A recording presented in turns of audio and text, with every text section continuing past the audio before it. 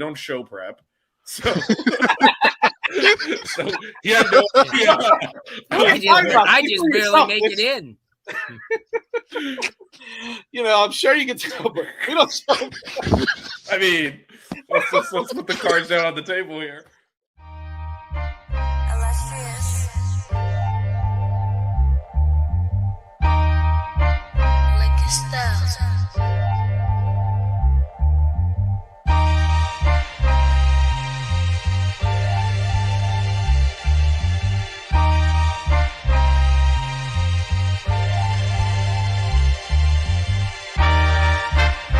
Miami Hurricanes, yeah. You know the name already. It's Mercy, ha ha.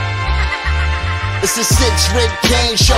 Can't forget the name though. Got Jazz, Blue, Vision, DJ, break the game code. Ain't no changing them, ain't no breaking them. Real Portland live from the Hard Rock Stadium. Ball 14 for the orange and green. We see the 6-Rig champs. It's more than a dream. This is life on the field. Beyond 100 yards, a hurricane that's never still put a damage to your squad. The 6-Rig Kane show. The 6-Rig Kane show. The 6 Rings Kane show. You know.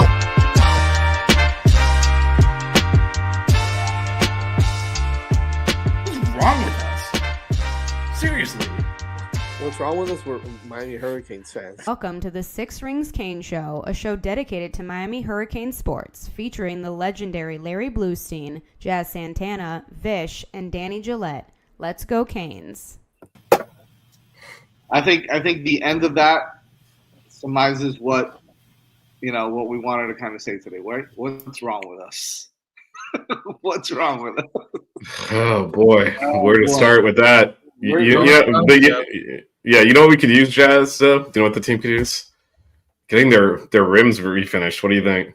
I think it depends on about the wheels, like they're actually the wheels are wobbling a little bit. You can we know just the people that can, you think it's your tires, it might not be your tires, it might be your wheels. I don't know, man, but I think that Mish Powell may need you break will fix. So let's talk to him a little bit about this. Hey Mish, no. Have you ever run over a pothole so hard your steering wheel shakes, constantly losing air in your tires that you need to keep adding air? Chances are there's an issue with your wheels, and U-Brake Wheel Fix is your solution. U-Brake Wheel Fix is Miami's premier wheel repair and restoration company. Over 20 years of experience and located in North Miami, U-Brake Wheel Fix offers quick repairs for damaged wheels, and in most cases can offer free loaner wheels to keep you on the road while they repair your damaged wheels. If your wheels are looking weathered and it's time to freshen your car up, please don't replace, refinish. Their in-house wheel refinishing solutions, such as powder coating, machining, and polishing, will give your car the like-new look it deserves. So contact Mark and his staff at 305-748-0112 or on all social media outlets at U-Brake Wheel Fix. That's the letter U. Brake Wheel Fix. Mention 5 reasons and get 5.5% off your next repair. So U-Brake Wheel Fix powder coating and wheel repair, 305-748-0112, located at 1848 Northeast 143rd Street in North Miami, 305-748-0112. So, look, let's get right to it, right? The Canes dropped a big one last night or yesterday in the afternoon to Georgia Tech. And unfortunately, right, so there's a lot to say about this, and we'll get everybody's take on this for sure. But well first we got to shout out my man Kenty Blue. I feel like this is directed at you, these references. Jameel Holloway, Barry Switzer. This is old school Wishbone, Oklahoma from your time. But anyway, back to you, Jess. Yeah, definitely. Yeah, so I think the battle that I have right now, right, and Vish, I think you know this better than everybody, right? We've been talking about it, especially you, right? And this is not a bad thing, but especially you.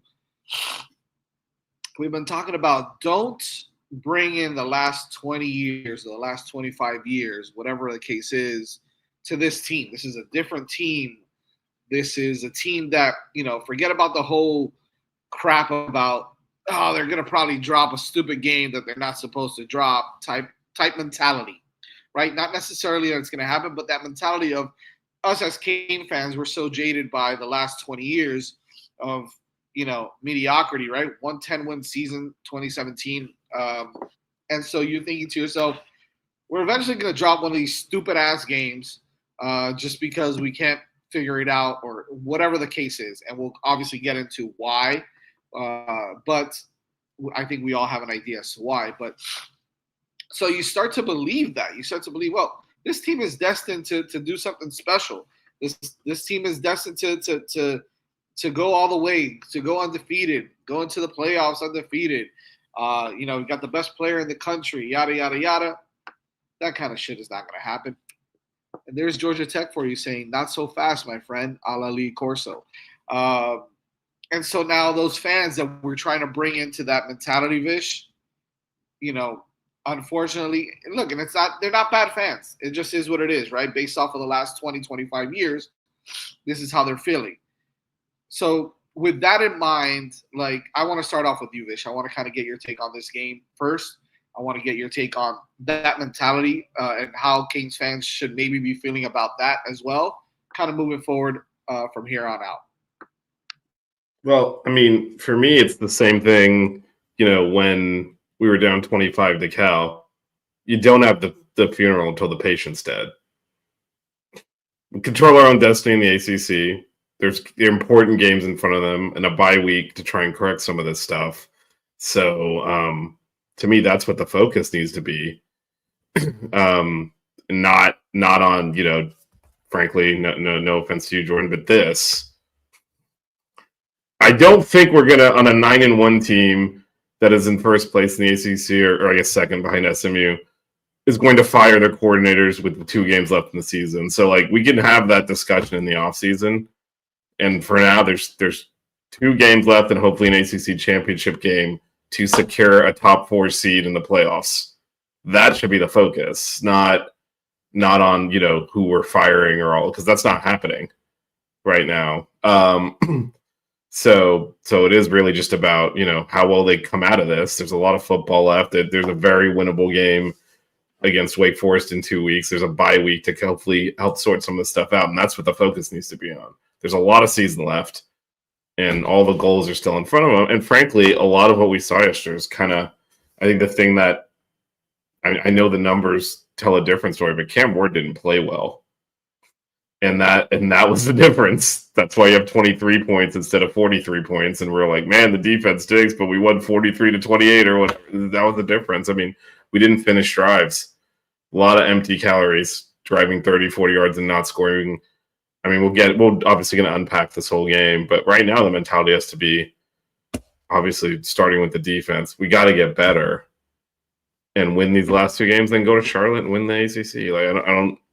That hasn't changed. This result actually, because Pitt lost to Virginia, didn't change any of that. So it is just a matter of regrouping. Bye week coming at the right time now to kind of hopefully get some mental headspace and get better there. And we'll see. We're gonna talk about some of the play calling and some of what we did as we kind of unpack this game further. But right now it's full speed ahead. Get the shit fixed, and 2 weeks go and beat Wake Forest. Yeah. By the way, I think Jordan, you're focusing on the wrong coordinator, but it's also, again, we're not gonna not criticize the coaching where we think it's due. Oh, absolutely. But first, you're talking as if we have not spent a lot of money on this coaching staff. And by the way, you're talking as if you're again talking as if the first staff he brought in did not steal Alabama's defensive coordinator and Michigan's offensive coordinator and implode. So, how about we take a deep breath and stop, firing everyone and say, oh, they're not of this level. Yeah. It's just we lost a game by 5 points on the road. Deep breath. Exactly what Terrence said. Look, there's bye week, 2 games left. Get it right, and we're going to talk about some of that, too, and how we can maybe do that. Has to be done. There's a lot of absolutely. This was not good. I'm not defending the performance. All right, that's enough. All right, Blue, talk to me. what are you thinking about this game? Give me your overall kind of your 30,000-foot assessment here. Nothing changed over the last 5 weeks. They played like this every single week. It's just their offense was better. Their defense can't stop anything. That probably ever since the Ball State game, Miami hasn't played well on defense. They lead, you guys don't understand, and I saw a stat last night, they lead the ACC in giving up chunk yard plays. That's a stat that no one ever dwells on. And like Vish said, the only thing that didn't really happen yesterday was Cam Moore didn't bail them out like he has the last 5 weeks. I mean, let's be honest. The defense is not good. And I'm not blaming the coordinator. It's a personnel. Gidry can't go out there and make tackles. Tackles. I think it's a mix of both, though, because, I mean, one of the things, first of all, I know Jazz wants to get into this, so I won't step on his point. What personnel are we putting out on the field is questionable. Some of these guys that have been getting a majority of the reps are. I mean, we rotated more yesterday, and when we had the backups in, they played better. So I think that's something that, and I know Jazz will get into specifics on that. But the other thing I will say, and we talked about this in the Duke game, we've been talking about this for weeks. The way we're playing man and traveling our players all over the field, it looks like a circus when they send players in motion every single play, including the last play of the game other than the kneel downs when they motioned the running back out and we all got confused. No one covered him. Eventually, Wes went out there and covered him. So he took a linebacker out of the box because that's what we do. We talked about how Kiko last week got matched up one-on-one in the slot. It's because that was their running back. We basically are playing man to the extent we're traveling everyone across the field. And the book is in on that, right? We saw Duke do this basically the whole game. We saw Georgia Tech do this basically the whole game, which is, they line up one way, get out of the huddle early, motion everyone, and we're running around with like chickens with our heads cut off, trying to stay with trying to identify who's got what. And that's why that jet sweep was working so effectively. Yeah, they were doing a good job stealing the edge, but also the tackle was trying to be made by a defensive back trying to chase across the backside of the field. He's never going to get there. It's because we're so manned up. It's just you got to put more variability in there. Like you can play man without traveling your defensive backs back and forth across the field. And if they flank out a running back, just have the DB cover him, man, and let the linebacker cover the slot receiver. Like you can do that. You don't have to take Kiko and put him out on the out wide and then open up the whole middle of the field without a linebacker in there like that. There are adjustments that can be made. And especially I think on the linebacker position is specifically what I'm talking about when we subbed out some of the starting linebackers, some of the backups were at least tackling. So Blues point. I mean, that touchdown through the tunnel screen, like that's your starting middle linebacker embarrassing himself. That should have been a 3-yard loss, and he does a slide into second base and because he overran the play. It's just, I mean, those types of plays, those are winning plays that we didn't make. I forgot who was making the point. I think it was Kenty earlier. Yeah, like we lost the money down plays. And on both sides of the ball, we kept going for it, which is a whole other thing I'm going to get into later on. The way we managed this game was a disaster. But also, 3rd and 17, you just leave someone wide open. That's how the fourth quarter started. Should have forced a punt there and had the ball in a 1-possession game. Instead, they got a touchdown that drive, obviously. So just as Kenny said, we didn't win any of the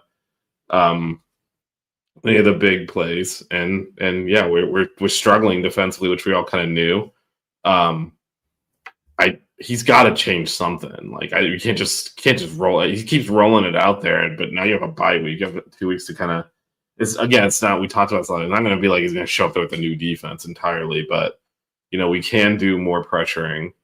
We don't really blitz at all. We just kind of sit there and take it. and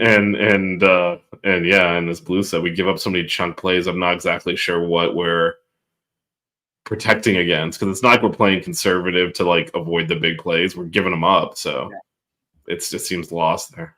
But Blue, and just kind of to your point, I think that this was all in the making, right? I mean, based off of how we've played, your luck's going to run out at some point. Continuing to play from behind, continuing to hope that your quarterback is going to bring you out of all these. And look, and I want you to kind of get in on this a little bit, Blue. He didn't play well, right? The stats may look nice, but the bottom line is that Cam and that offense started slow. And it's not a knock on Coach Dawson. Dawson called the right plays. We didn't execute. We dropped some balls. Cam was off on a lot of throws. You had some instances where you could have gotten ahead, where you could have scored again, where you could have kept moving the ball forward and get screwed up. You didn't execute. That's not on Coach Dawson, right? I mean, the fact that he started off slow is a big reason why this game got to the point where it did as well. Yeah. You know what? Last week I said, in the press conference when somebody said, hey, to Cam Ward, he goes, you're dancing around and making all these crazy things, and then you're throwing a pick. And then he says, well, for every one I throw, I'll throw 5 touchdowns. And yesterday it kind of caught up with him because he's sitting there dancing around. What do you think the offensive line's doing? They don't know where the hell he's going. And they it cuts down the defensive angles, and you can't block the way you used to. And as I just think, as Miami kind of faltered on offense, the defense just, I watched every single game. You guys have watched every single game. The defense has been crap for 5 weeks, maybe 6. Ever since the Ball State game, every damn game starting Virginia Tech. I mean, you could call the 52 points they put up against Duke, but that was a dogfight for 3 quarters, and it shouldn't have been. And that's what I'm saying. It's a good football team. It's not a great football team. Let's not hide it. I mean, yeah, they're 9-0, but there's 12, 15 teams in the country that would beat them. I mean, let's face it. I mean, I watched yesterday, Georgia, Mississippi, and all these games like that, and I'm thinking, no way. No way. These teams are just too fluid. They're just too well coached. They're too talented. They weren't built in a year, and that's the whole thing. A lot of these programs have been building towards what they're doing, like the Alabamas, and you could say, oh, well, they lost twice, but they're still going to death, to Happy Valley or whatever the valley is called in LSU and beat the Christmas out of LSU. I mean, Miami couldn't do that. You see, and the whole thing is Miami's, listen, what were they? Last year at this time, we're 6-4, hoping to get bowl, to be bowl eligible. And so you've improved on it. And I think what's going to happen, they're going to come back, and Wake Forest is going to play them tough. I mean, they just are. It's not going to, they're just going to come in and do what everybody else did. And Miami's offense will be better than, Wake Forest. And then the game that I talked about when we were given the predictions, I said, there's a game at the end of the year, Syracuse, that could stop Miami from going to the ACC title. And Miami can't go up to Syracuse and play the way they have been because they'll lose. They may score 40 points, but Syracuse will score 45. And something has to happen. And you know what? I look at Manoa's play. He's nothing like he was last year. He's a shell. He's a shell of what he was last year. Last year, he was a zoomer. He read real well. This year, no way. He's getting taken out of plays. I mean, people and the fans think that the opposition doesn't watch film, which is crazy. They watch the same film Miami's watching on them. And you know what? And I hate to say it because I'm not a Brett Key fan, but he outcoached Mario yesterday. His offensive line he had great schemes for his offensive blocking, which he's an offensive mind, but so is Mario, both offensive line coaches. It's just frustrating, guys. It's just frustrating to see a team like Miami, especially with all the offensive talent, have to battle their own defense to win games. And that's unfortunate. And, I know it's funny when they said that, that Haynes King was being made look like Jamel Holloway. I mean, he's good. He's good. He was good. Right? Where's the lie? Yeah. Question on this though, because you said Cam in the press conference last week said he plays the way he plays is not going to change. I felt he did actually. I think they coached him not to force the ball into coverage because he normally does not take sacks. and he was taking sacks left and right yesterday, and not like, oh, free rusher came in like those. I mean, there was a 4th and 16. He took a sack. I'm like, just throw it up in the end zone. What do you? Yeah, I thought they did actually coach him to hold the ball and not make the mistake, and I think it affected him a little bit. Like he didn't have that confidence. I'm just going to throw this thing up there. Like we didn't really see that out of him, and I think that hurt him a little bit. He took a lot of sacks that he hadn't. And Georgia Tech they were 118th in sacks coming into this game or something like that. Like they're one of the worst in the country. And these were coverage sacks. I know, I saw that one, yeah. But these were a lot of coverage sacks. And normally he sometimes stupidly throws it into coverage, but normally the ball comes out and it wasn't coming out. And I wonder if they did kind of get in his head a little bit about not that Duke game. I mean, we talked about this. That was a horrendous interception, and lucky that 2 of their players ran into each other. Otherwise, they're tying the game up there. Yeah. So they might have coached him a little bit on, hey, it's okay, take a sack, hold the ball, because I've never seen him hesitant to fire the ball like he was yesterday. Part of that's Georgia Tech had a good scheme for us, and he was impatient about taking the checkdowns because they were wide open the entire game for 7-8 yards. He could have just checked them down and paper cut them to death, and we didn't do that. But I thought he definitely was being more conservative with where he would force the ball, and that's not his game. Yeah, well, and also, you can credit Georgia Tech because what happens is, you remember when there's a straight rush, he usually goes to the left or to the right to get out of it. But they had edge rushers that are covering on each side, 3 or 4 plays, and that's when he fumbled at the end of the game, is because he was trying to get back outside and somebody was there. And then he tried to go back inside, and that's when they knocked the ball away from him. But listen, you know what? I'm tickled pink that Miami's 9-1. You know what? However they arrived there, how can you not be pleased? Come on. Yeah, they could have won yesterday, but they could have lost against Virginia Tech, and they could have lost against Cal. So you got to kind of give and take. And to me, they just went out.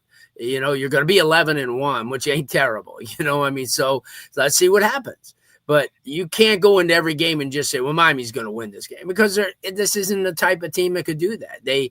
They're just not consistent enough. I think their defense is not good. Offense is great, one of the best, if not the best in the country. But yesterday I was watching, and they just can't keep bailing them out. I mean, there's some teams are going to have a scheme, and you get that feeling every game, Duke game, the Louisville game, every game you say, oh, Jesus. If a good team would kill. And I think that Jazz, you put there, if the Texas or somebody play, Miami's not going to win that game. They're just going to bury them early and forget about it. And, and so, where I was frustrated watching it, it was no surprise, because that's how they've played the last 6 weeks. It's going to be tough to just correct it, Jazz, right overnight or a week off, or, they are who they are. That's the way it is. Their secondary's deficient. They don't have enough bodies in the secondary. Their pass rush, which it was in the first 3 games against Florida and Florida A&M and Ball State, was great, because that was forcing the defensive backs to be able to roam a little bit more, the linebackers to play a little bit easier. But now they're not getting pass rush. And, in the one play that they did, they got a face mask. He almost killed that kid. Damn.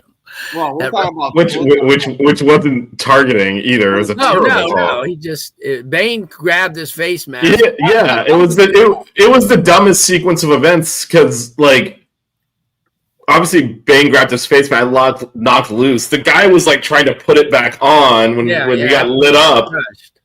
If he had hit anywhere near his head, he would have broken his arm, because his arm was holding his face mask. He came in right in the chest. Yeah. I would say that was the least of the targetings we made in the game, because there was a couple other ones that I'm like, oh, we got away with that, didn't we? Jeez. So speaking of, look, Blue, you mentioned it a little bit, so did Vish, a little bit of the coaching situation, how Brent Key essentially outcoached Mario and the rest of that staff yesterday, and I tend to agree with that, but I think it also starts with, even before the game started, I think the game plan was to do exactly what they did, and they executed it, right? And DJ, I asked you this question a little while ago, is pull up that time of possession, because for everybody who was saying, well, we could just, as soon as we get the ball, we can just score, and we'll Yep. continue to score, and we'll continue to match. And yeah, it seems like it was only 28 points. It's not a big deal. Miami can get 28 points with their eyes closed. The problem is when you do what Georgia Tech did, which was this is what their game plan was: control the football, control the time of possession, don't let Cam get on the field enough. And it's not. So the discrepancy was what, DJ? It was 35 minutes to 24 minutes. Yeah, 34-49 Georgia Tech, and then Miami was 25-11. Okay, so about 10 minutes difference in time of possession. Yeah. That 10 minutes difference was that 10-minute drive, actually almost 11-minute drive that Georgia Tech had in the first quarter when they scored their touchdown.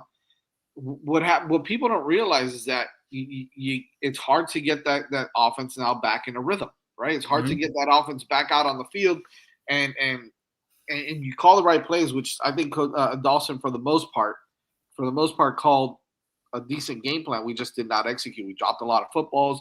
We already mentioned what Cam was doing a lot of, and so you put all that together, and the fact that we could not stop the run, it didn't matter. They did not throw the ball. The only time they threw the ball was on 3rd and 17, and at that point, you got to be kidding me that you're going to leave that, let that go. You're going to let that happen.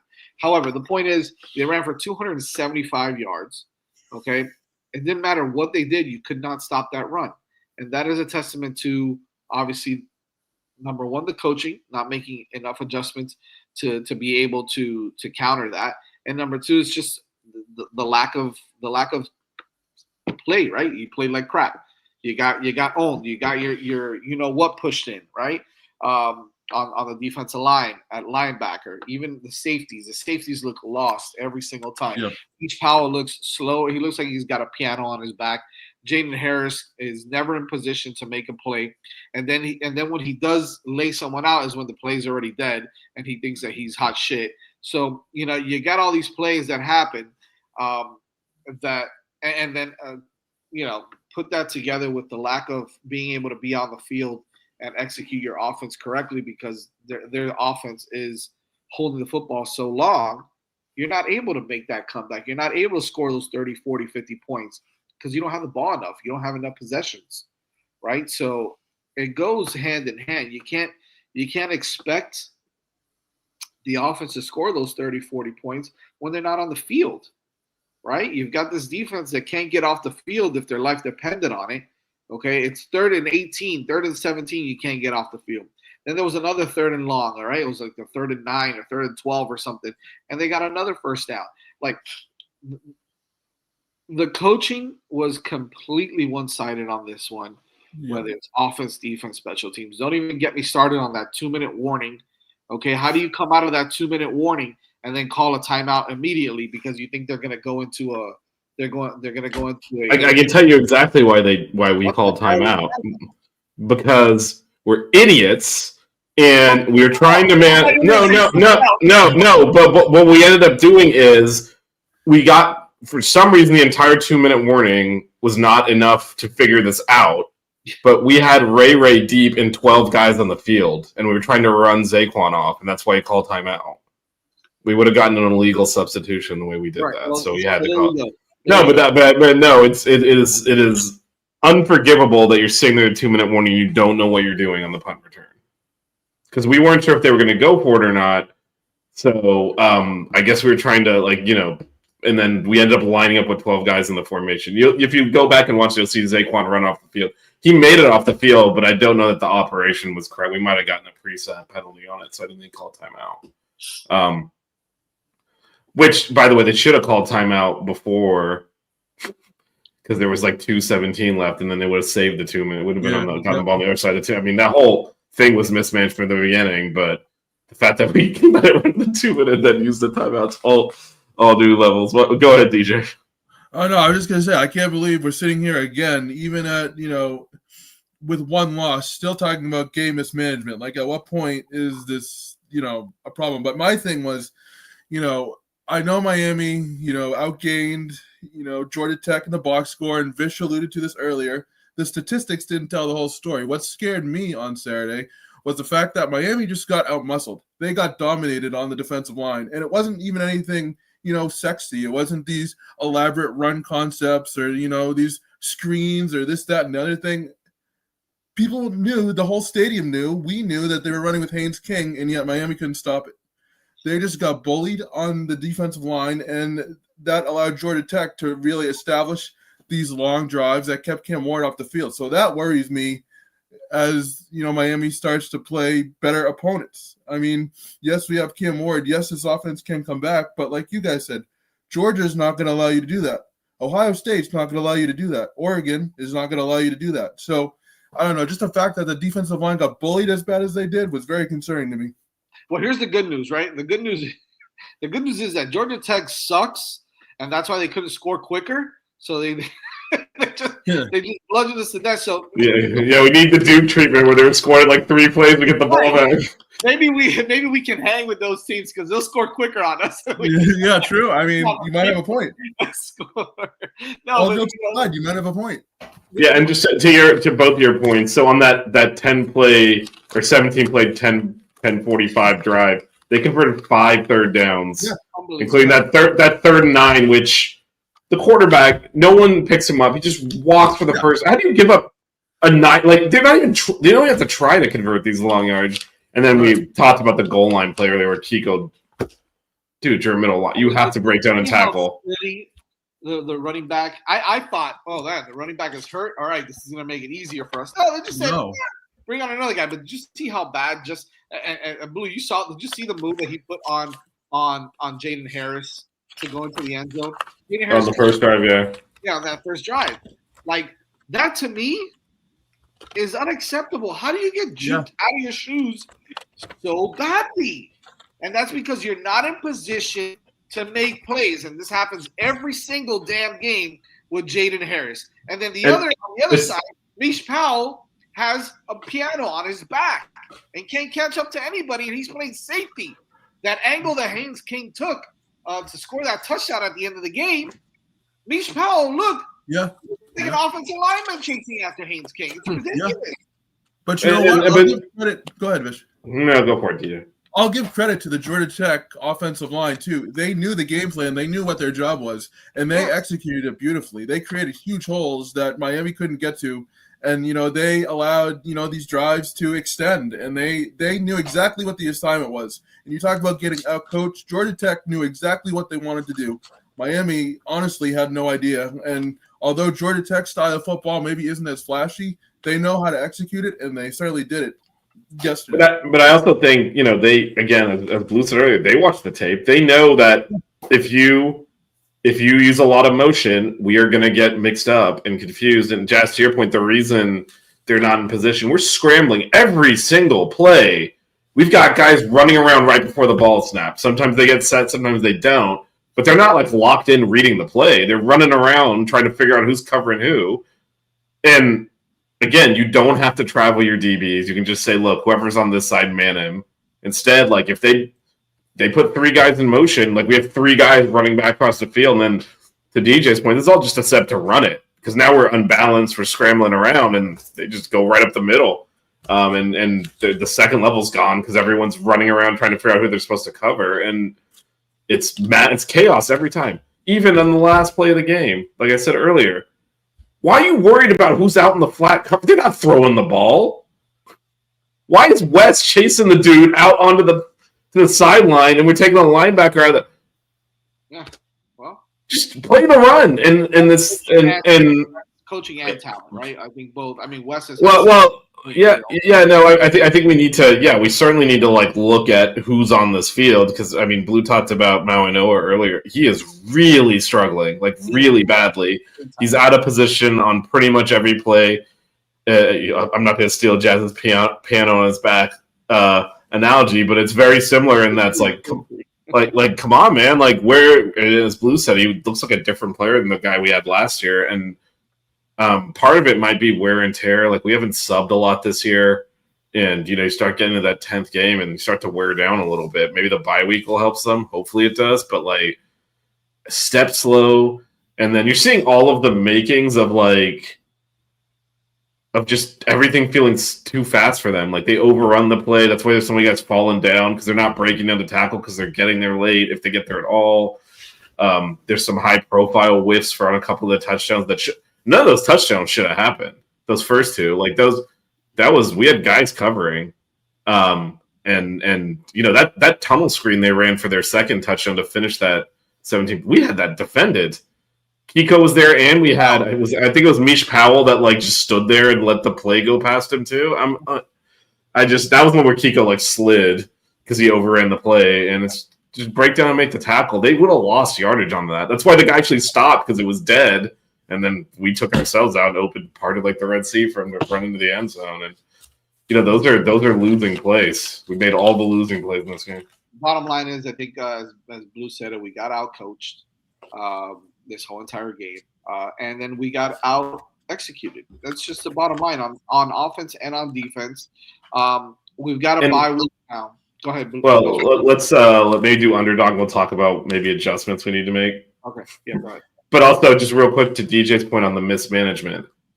Like, you have to read the way the game is going. We were struggling to finish drives. Kick the damn field goals.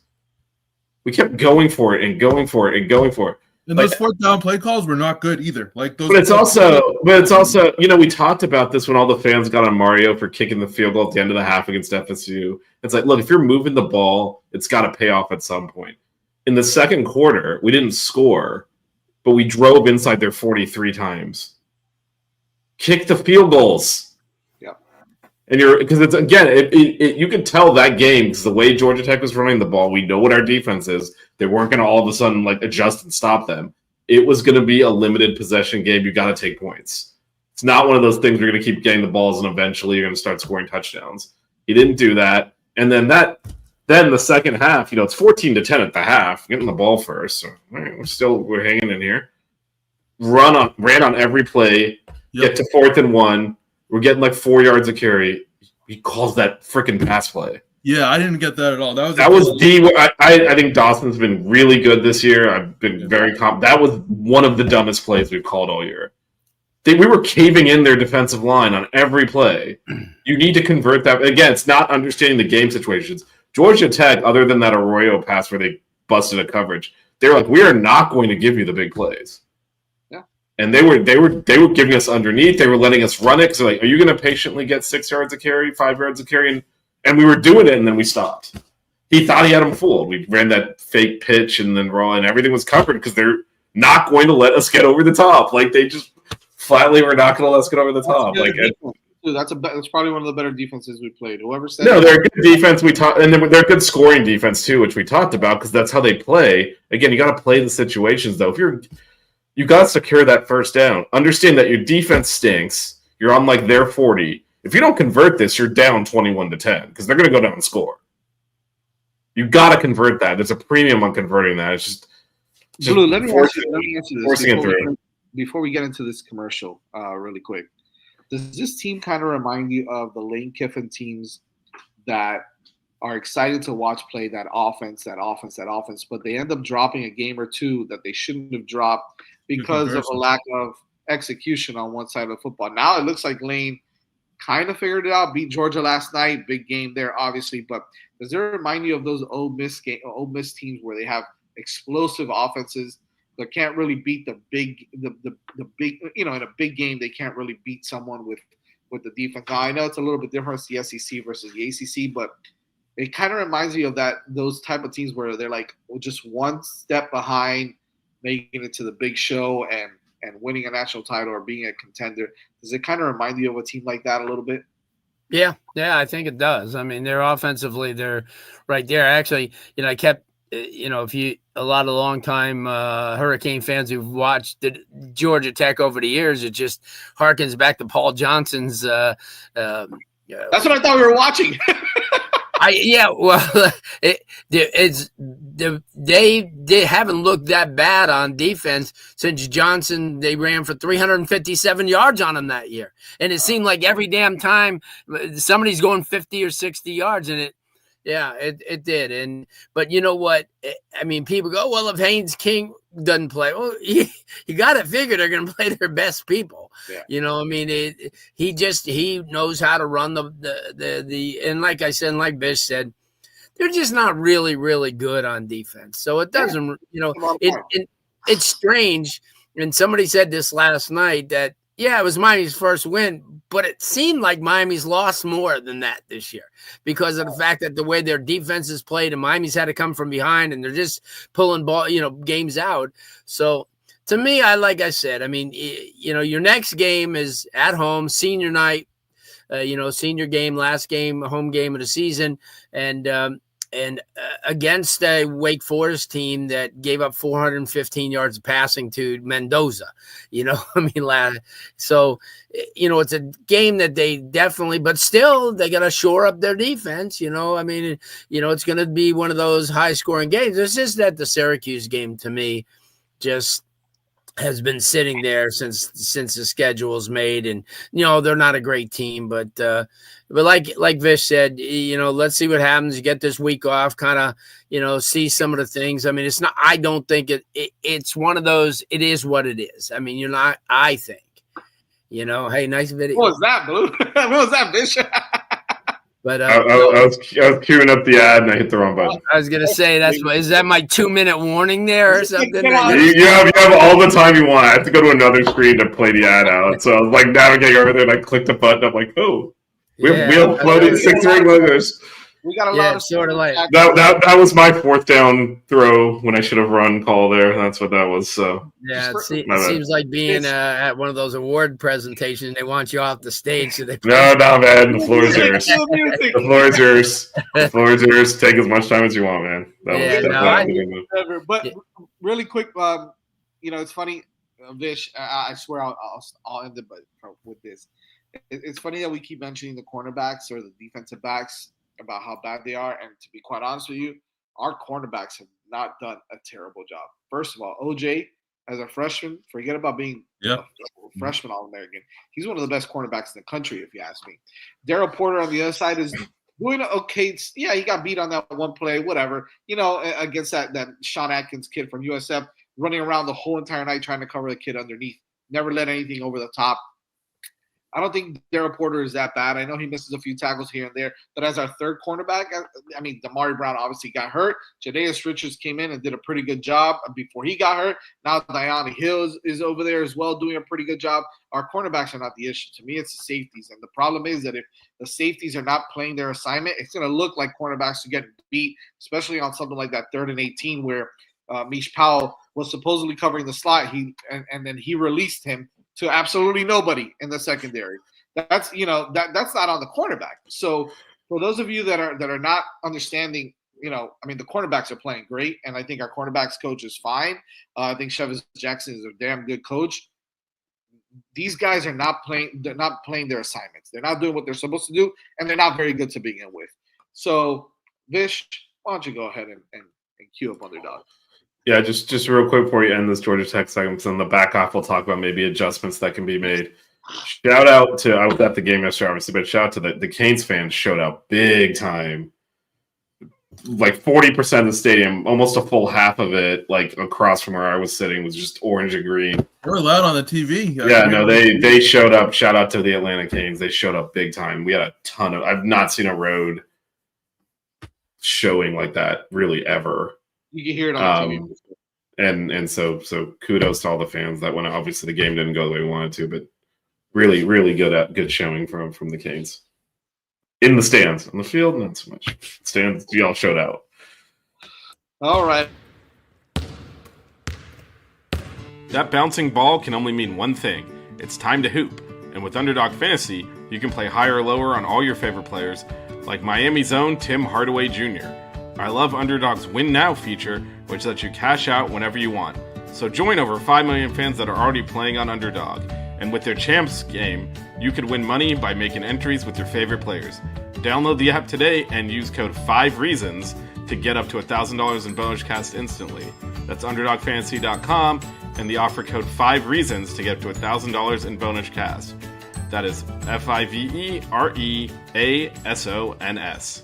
Must be 18 or older, 19 or older in Alabama and Nebraska, 19 or older in Colorado for some games, 21 or older in Massachusetts and Arizona, and present in a state where Underdog Fantasy operates. Terms apply. Void in Colorado. Concerned with your play? Call 1-800-GAMBLER. Visit www.ncpgambling.org. In Arizona, call 1-800-NEXT-STEP. That's 639-8783 or text Next Step to 53342. In New York, call the 24/7 Hope line at 1-877-8-HOPE-NY or text HOPE-NY. You guys hadn't heard that yet, but I had heard it already. I played it last week. I played it last week on this show. Oh, you did? Oh, okay. You had to drop early. You remember you were in the truck. Oh, that's right. That's right.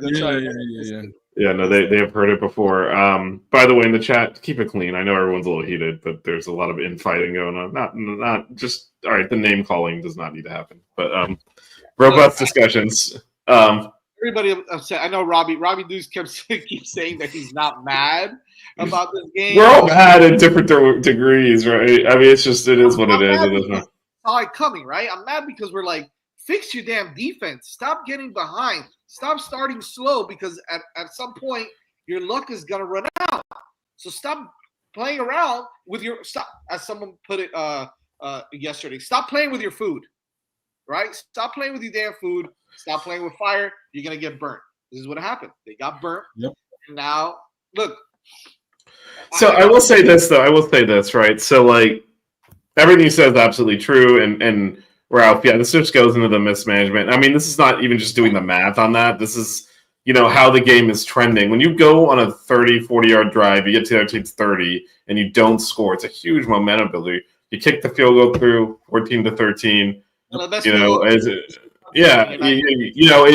the mentality thing, too, of just, like, all the driving without scoring. Obviously, the one drive ended because they basically pulled Zay Horton's jersey off and didn't call a penalty, but that wasn't great. That killed one of those drives where we kind of moved the ball a little bit too. But I mean, I heard that. I think it was on ESPN. Someone used that we constantly playing with our food. Look, Cal is not a good team, right? Georgia Tech is a bowl team. Like they're not that bad. Where it's look, I'm not defending our performance at all, but I do think. Like they're not going to beat Georgia, I don't think, but they're not going to lose by 50. Like this is not a terrible team, and they had a really good game plan. They had a bye week to put the game plan in. As Blue said, they saw something. We all see what's happening every week. We know. They sure as hell, the professional coaches. You don't think they picked up on this stuff? They executed it. We're seeing this. Yeah. They executed it perfectly, and we seeing what we're seeing, dude. Well, I think part of it too, though, is I think to your point, Jazz. The corners are doing okay. The safeties and linebackers, I think, have been pretty awful, to be honest. And it's just that's why the middle of the field is just exposed, like straight up the middle. But I do think it's hard, right? Because obviously you put it in defense in the offseason. You've been playing it all year. You can't just like switch your schemes overnight. And in the Duke game. It was horrible, and then they started executing better, and it wasn't horrible anymore. And I think it was still a thing eventually, and it never happened. It never happened. And you get to 3rd and 17, you expect to get off the field. I mean, and I think we just missed all. Again, I think I forgot who way earlier was all the key plays they made. We missed. We kept missing 4th downs. A lot of them 4th and shorts, and they kept converting everything 3rd and longs, 4th downs, whatever, and. That we're not a good enough defense to overcome that. So you don't get when you get in the position where you can stop them. If you don't, they're basically going to get a touchdown. Yep. And so that's where that is. But I do think Georgia Tech is being talked down to a little bit more than the way they played has lends itself to, especially since 2 of their losses where they looked terrible were the games that Haynes King didn't play. They're 6-4. They scored a total of 19 points in those 2 games he didn't play in. When he's played, they've been able to score. So, I mean, they're not that bad. Like, no, we should not have lost to them. We played like shit. We were also, I mean, we should talk about the attitude too, because we were going through the motions for a lot of that game. It was very lackadaisical. There was no urgency from the players or the coaches. Like, there's a lot to answer for there. But Georgia Tech is also not like some awful team. It was like not like if we'd lost to Cal, right? Like, which we obviously that would have been like, how'd you lose to that team? This is. Again, especially the way the game unfolded, should have definitely finished the job there. But they're going to a bowl game. They're not that bad. All right, so let's talk about this as we get moving forward. Changes need to be made, and potentially, on, I don't want to say both sides of the football, but I think that obviously on the offensive side of the football, they just have to make some adjustments. Uh, just on some, maybe some certain, schemes or some certain plays that they run. But I think the biggest concern is definitely that defense. And Blue, I kind of want to start off with you on that because we've talked ad nauseum at this point about our secondary and our linebackers, and I will get to that. And I think Vish, I'll let you handle that, but I really want to talk about the regression of this defensive line, Blue. And I know that the scheme that Brent Key put together was was perfect because it doesn't allow you to really get much of a pass rush if you're running the ball so much the way that you are, or if you're getting the ball out the way that you are. It's you're barely throwing the football, so does it really give you an opportunity to develop that pass rush to get to the quarterback? Not so much. However, you still got to be able to do a better job on that front four from a running perspective, right? You got to be able to seal the edge. You have to be able to, on the inside, get a little bit of pressure, build that wall, not let them get through it, right? All those things Miami did not do this weekend or yesterday, let's say.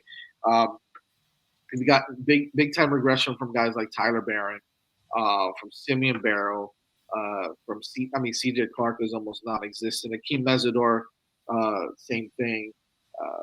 But I think the biggest concern to me is the play from our All-American end, and that's nobody's talking about Ruben Bain. But the truth is that he's regressed to a certain degree as well. You don't hear him hear his name a lot. Is he being doubled? What's the issue with Ruben Bain that he's not? Is it that they are focusing a lot on him because they're seeing the regression from Tyler Barron? There's a lot of things going on there.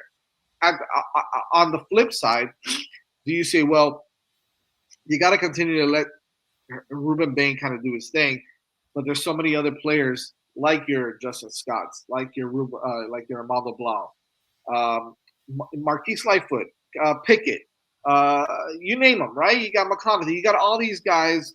I think we may be missing out on Elijah Alston because he's hurt as well, so that's kind of putting a damper on that edge. But the truth of the matter is that front four, that defensive line is not playing very well, Blue.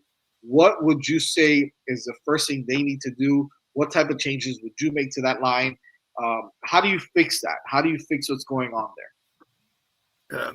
Is it a coach thing also, right? Because Jason, we talk about how great Jason Taylor is and Coach Joe. Yeah, but what they need to do either. What's going on? Well, I mean, I've been around the game long enough to know that during film session, they must have to stop the damn freaking film a billion times to point out, you're supposed to be here, but you got taken out of this play and that play. And I could almost a billion times tell you that that's what's happening. The coaches are getting the game plan together. They're putting you in the right position to make plays, and you're getting taken out of it. There's a point where the coach can't go on and make the play. You have to be able to play off a block. You have to be able to read a flow of a play. You have to see, like yesterday, you knew when they were trapping the tackle inside that they were going to run through that damn hole like they did. I mean, and I don't think it's all on coaching. Okay, you got all the fans. Well, let's get rid of everybody. No, because they're doing their job. You're not in the damn rooms when they're watching film and they're breaking things down at the beginning of the week, and you're spending 20,000 hours looking at the tendencies that Georgia Tech has. And remember, they had to prepare for two different types of offense. They have to go with one with King, one without King. So that took extra time because he is a difference maker. I mean, he's a guy that you just can't say, oh, well, it doesn't really matter who plays. You have to matter. But my point here is the defensive coaches and the coordinators can only walk you up to a position. They can't make the play. And if they put you in that position to come up and make a play, and all of a sudden you get taken out of it, that's not on them. That's not on them. You're supposed to be able to read. If remember this, when the Baines last year were making all those plays, I never heard anybody credit the defensive coaches for saying, well, they put Bain in the right position to make the play, and he made it. See, but in the vice versa, if you get into that situation this time around, everybody's putting blame on, on the defensive coaches and the coordinators when you don't realize that they're doing their job. It's just that the kids are not executing. And that's part of football. And that happens at every level. But I think it's magnified now because it happens every week. It's happening every week where, a guy who probably, you look at the kids, not Virginia Tech so much, but you look at Duke. I mean, they beat NC State yesterday, and I watched a little bit of the game last night, and they were doing the things on defense that they weren't doing against Miami. And that's because you have somebody like a Cam Ward who makes them adjust. And that's the same way yesterday with Haynes, because he was doing things with the experience of reading to say, oh, okay, well, if they're going to give me this look, I'm going to do this. But Miami didn't counter and adjust to what he was doing. And he pretty much did what he wanted to do. That's the only take I have. And I'm not defending the coaches. I'm not. But all the blame cannot be on them. Okay, you cannot put the blame all on them. What changes would you make to that defensive line? You just have to, you have to get those kids in there, and then the guys, whether, like you said, whether it's Scott or whether it's somebody, who hasn't played, because they're going to be the guys next year. They're going to be the guys next year. So get them into the flow, of the games, and they're going to have to and film this week or next week whenever they prepare for Wake Forest. They go, well, here, this kid has a tendency to do this. So when they line up on this and we're calling 5 or green or whatever, that's because they're in that formation where we looked earlier this week and we saw their tendencies on that formation. So you're in this spot, but then you get taken out of it because they're watching what the defense does. To me, if I'm an offensive coordinator, especially playing Miami, you look at they start out okay, but they get sucked in so quickly and they take themselves out of plays, and that's what happens. So the only thing I can tell you, Jazz, on that way is you just got to continue to work and watch film and try to execute what the situations are. And you just can't do it overnight, and they haven't done it the last 6 weeks. And I expect them to go out against, Wake Forest and play a great game and win the game. But at the same time, Wake Forest is going to make some plays that they shouldn't make. And that's just the way it is with the defense. The defense is not great. They're okay, but they're not. And if you're great, not okay, and then not making plays, then you're not good at all. So, and it shows. And as Vish was saying earlier on, if you make those chunk plays, you kill yourself because you're not even giving yourself a chance to stop. And I watched like last night, even though LSU got throttled, Alabama only had 223 yards of offense. It wasn't like they ran all over them. They just made mistakes, and sometimes that happens. But Miami makes mistakes, plus the combination of them giving up all those yards, and then before you know it, the other team has 40 points. And Alabama's defense was nasty and gave them short fields, and they were able to score. Right? Yeah. Yeah. No, I'm just saying. I'm just to add to your point. Yeah. Exactly. Yeah, it's a misleading. Sometimes those scores are misleading in that way because and then I watched last night. Watched Pittsburgh play. And they're without Holstein mostly the whole game. And that hurts when you're not without a leader. If Cam Ward wasn't in the game, Jesus, I'm not even going to think about that. Really quick, before we move forward, Vish, I know you want to say something. Just a funky little stat that I just came across right now. Every single team in Florida lost last night, except FIU because they were off. Let's say FIU did not lose. They managed to defeat the bye week. But isn't that crazy? Every single time. Wow. All right. Well, anyways, I just saw just real quick on like something we could do differently. Look, we've been waiting 5-6 games for this front four to get home. It ain't happening. You got to start sending pressures. It's too much of we know this defensive line's talented. They're going to get home because we can't cover anyway. It's not like we're so it's you might as well. No, I do. I mean, but not non-sarcastically. Like, force the issue. Oh, it's true. Yeah. Try to force negative plays. If you get beat, we're giving up big plays anyway. at least they'll score faster. Like, seriously, like, I'm not even joking. Like, just roll the dice, gamble, and try to force the issue. And, you know, if you force a negative play, you can maybe get off the field. If you can't, and they're getting the chunk plays anyway. Like, we're trying to prevent the big plays and giving them up anyway. Yeah, I mean, that's a really good point. This is why I'm like, play some of the younger guys. Get them out there. They're fresh. They're ready to go. They're hungry. Put I want to say Cannon, but what's his name? Pickett out there, right? He's got some wheels. Put him out there. He got a sack last game. Let him out. Let him loose, right? Let him loose. Let what's the other kid's name? Cole McConaughey loose a little bit more, right? Put some of those guys. Put Armando Blount out there, right? Like, put some of these guys that maybe are hungry or fired up, and they'll be like, hey, we're gonna show the older guys up a little bit and maybe light a fire under their ass. I mean, look, I'm thinking from a player perspective. When I got benched or if I got taken out of a game and the guy behind me did good, it made me want to kind of bust my ass and get better, right? So maybe sometimes you need these kind of things. That's a coaching thing, man, what you just mentioned, Vish. That's definitely a coaching thing. Blitz the guys, send extra guys, you know, get them out of their rhythm. If you don't do that, they're going to continue to do the same thing over and over. Yeah, and at least mix it up a little. It's a lot of, like, they know what we're doing. We're man across the board, and we're going to chase players all over the field, and we're going to rush for. Like, I mean, they know that's coming, and so they're a lot. The same thing Duke did. A lot of these plays are specifically designed because they know how. Like, that's why they kept running the jet sweep, because we're chasing it across the field every time. Right. We just said if we played a zone one time, the guy would already be standing there. And they're a step behind, so of course we're going to get beat. Yeah, and a lot of and they did all of that pre-snap motion basically on every play. Right. It's because they know what we're in. Vish, when you saw them play a zone, we were able to stop them. We were able to control a little bit. We were able to get some stops. But when you're playing that man and you're running those jet sweeps all day, they're going to beat you on it all day. When they're running crossing routes like this, and you're staying in man, and you're not making those adjustments, they're going to beat you on all those plays. I will say your point's really good about, even if you don't give them a lot of snaps, rotating to keep the whole defensive line fresh. It's like, we don't sub a lot on defense. Yeah. These guys are playing a lot, and you want a 10-minute drive. Look, Bob played well, right? Yeah, I mean, that targeting call was bullshit. It's bullshit. Yeah. He laid the guy out. He actually did not even lead with his helmet.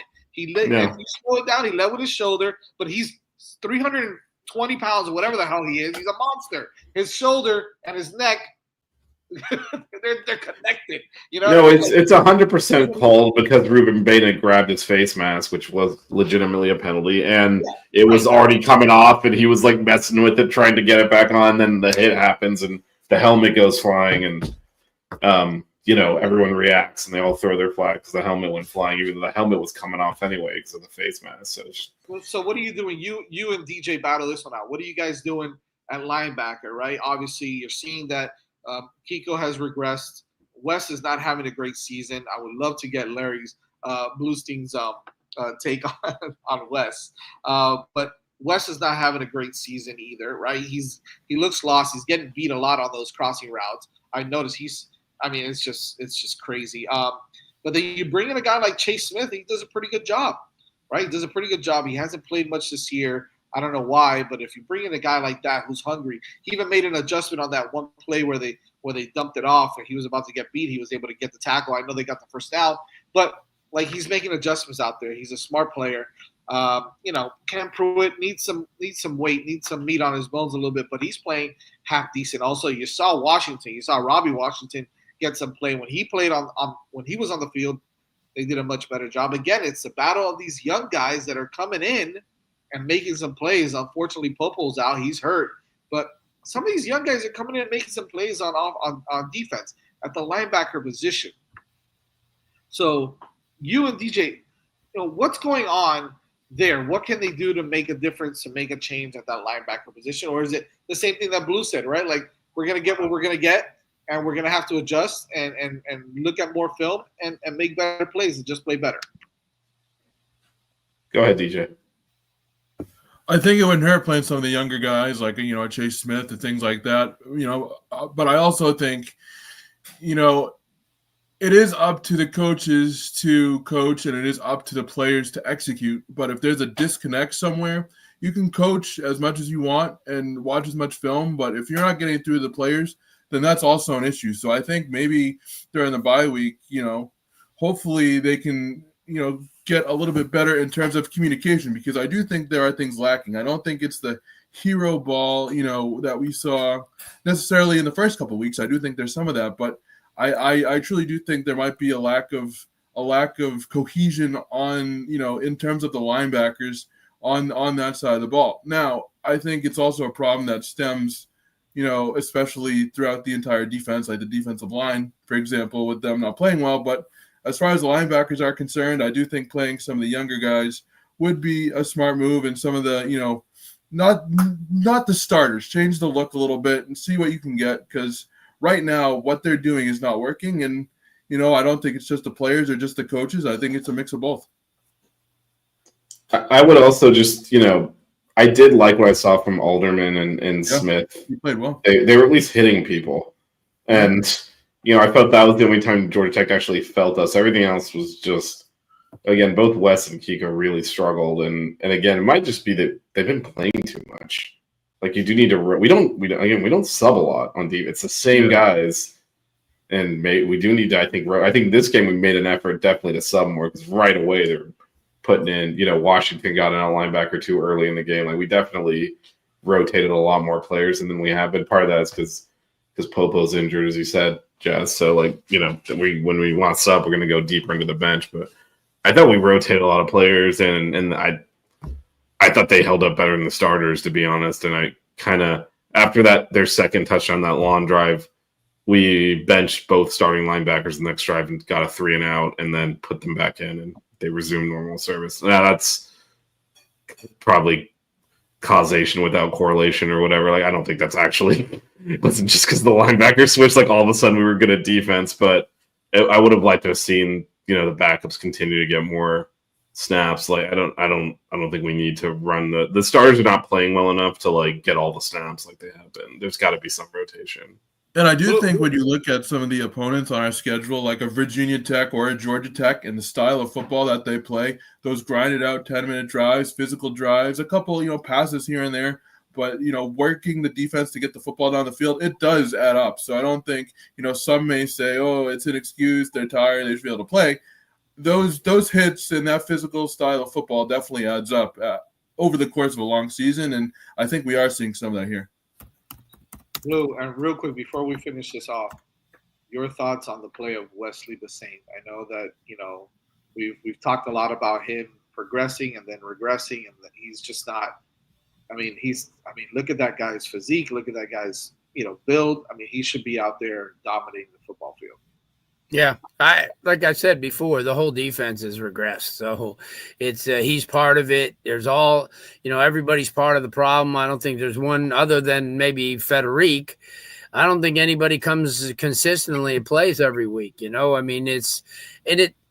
know. It's just that they all have talent, but I just think that they're just they're overwhelmed sometimes, by the plays, and the linebacking core sucks.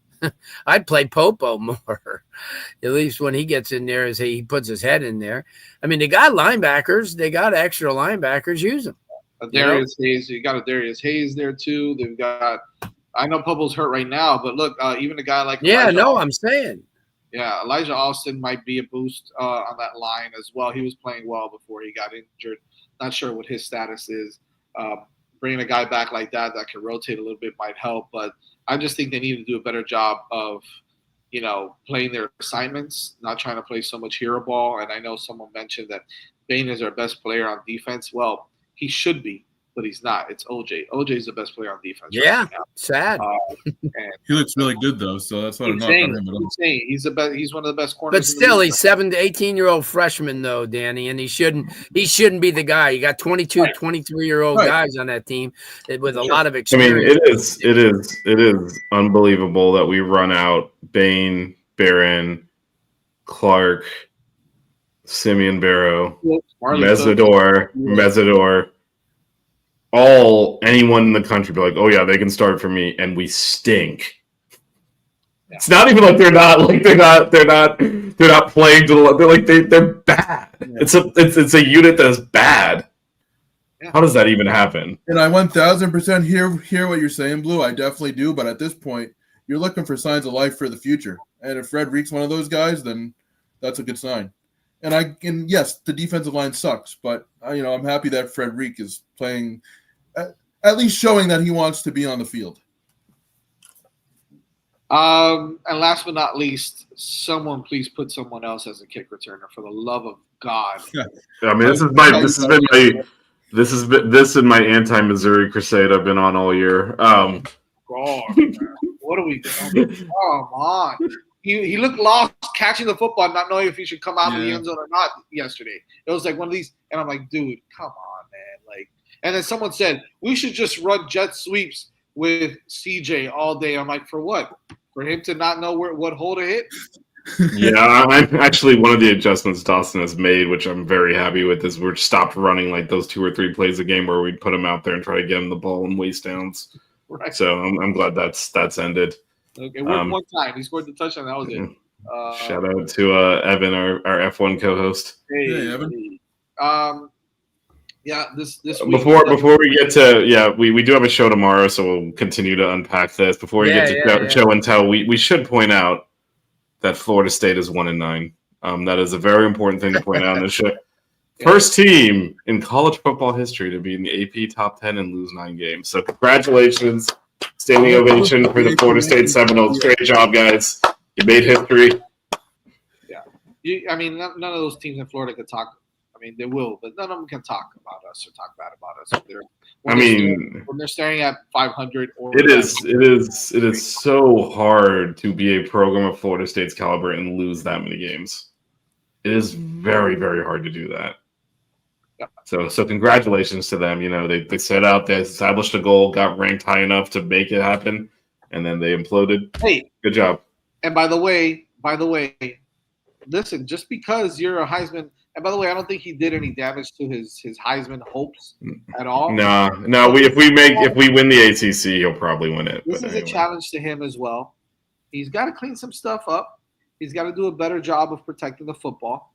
Okay, because there's a couple of times now at the end of the game that he's fumbled the ball because he's maybe doing a little bit too much, and he's got to be able to look at the film and make those corrections. Because there's a lot of times, as you mentioned, Vish, as Blue, you mentioned, those checkdowns are there for 8 or 9 yards and sometimes even more, okay?